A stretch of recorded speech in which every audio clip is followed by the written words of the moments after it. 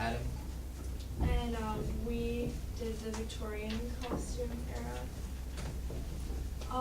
The petticoat was an underlinen to give structure to a woman's skirt, and it disguised the shape of the woman's legs and created a bell-shaped structure.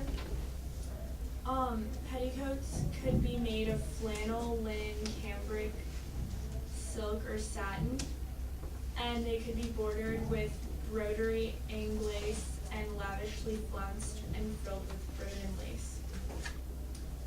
Most upper-class women wore petticoats that were made of crinoline, which was an expensive material, but later middle-class women, maids, or factory women and girls could wear the petticoats because cheaper versions were made, which were more affordable. And petticoats gave women dignity, modesty, and grace, which were key essential aspects of their character. Some interesting facts are that petticoats protected the outer clothing against an unclean body, and there was two different kinds, which was with a bodice attached and another one that had a separate waist garment which was corded and drawn into the waist. And although petticoats were really popular to wear, they were not comfortable and they were hot and heavy. And one reason why petticoats made of crinoline were so expensive was because crinoline couldn't be cleaned and it was easily soiled. Another key aspect of the Victorian costume was the bustle.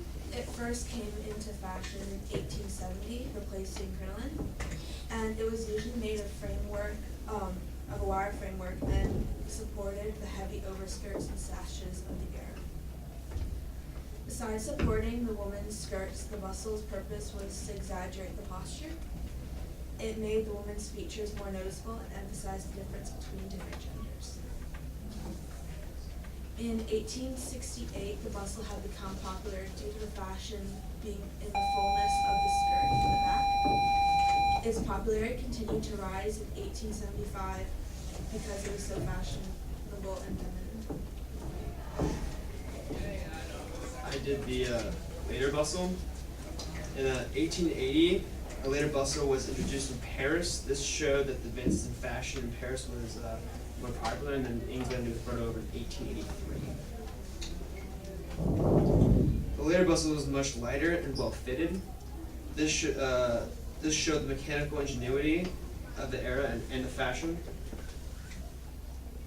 The bustle established a division between genders, as a woman did not want to be masculine. The bustle was worn by all classes by 1899, and even under the short dresses of little girls. Another piece of clothing from the Victorian era was a corset. The corset was an undergarment that started from the chest down to the waist. During the 1830s, the corset was thought of as a medical necessity because it was believed that women were fragile. Women that were part of the higher class society believed that clothing could be read like a book. Women wore corsets from their early childhood, forming their bodies to a sturdier version as they matured.